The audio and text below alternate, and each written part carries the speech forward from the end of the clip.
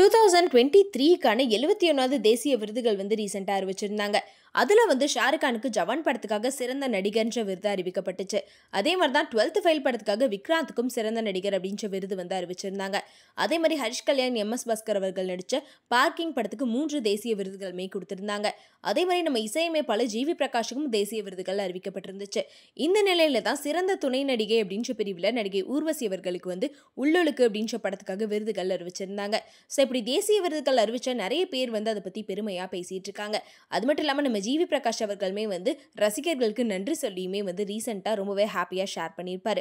அதே மாதிரி ஹரிஷ் கல்யாண் அவர்களுமே இருக்கட்டும், அதே மாதிரி நம்ம எம்.எஸ். பாஸ்கர் அவர்களுக்கும் தேசிய விருது கிடைச்சதை நினச்சி அவருமே வந்து ரொம்ப சந்தோஷமாக தான் பேசியிருப்பார். ஸோ இப்படி தேசிய விருது வாங்கின எல்லாருமே ரொம்ப ஹாப்பியாக ஃபீல் பண்ணிட்டு இருக்க நேரத்தில் நம்ம ஊர்வசி அவர்கள் ரீசெண்டாக கொடுத்த இன்டர்வியூவில் வந்து தேசிய விருது குழுவை வந்து தாக்கி பேசியிருக்காங்க. ஸோ எதுக்காக அப்படி பேசினாங்க அப்படின்ற விஷயத்தான் இந்த வீடியோவில் பார்க்க போகிறோம். அதில் வந்து அவங்க என்ன சொல்லியிருந்தாங்க அப்படின்னா, எதன் அடிப்படையில் வந்து துணை நடிகைக்கான விருதை வந்து எனக்கு கொடுத்துருக்கீங்க, ஷாருக் கானுக்கு சிறந்த நடிகர் அப்படின்ற விருதை வந்து எதன் அடிப்படையிலே நீங்கள் மதிப்பிட்டீங்க அப்படின்னு கேள்வி எழுப்பியிருக்காங்க. அது மட்டும் இல்லாமல் கிடைக்கிறத வாங்கிட்டு அமைதியாக இருக்கிறதுக்கு இது ஒன்றும் பென்ஷன் கிடையாது அப்படின்னு சொல்லியுமே ரொம்ப கோவமாக வந்து பேசியிருக்காங்க. இந்த விஷயம் தான் சோஷியல் மீடியாவில் ரொம்ப வைரலாக போயிட்டுருக்கு.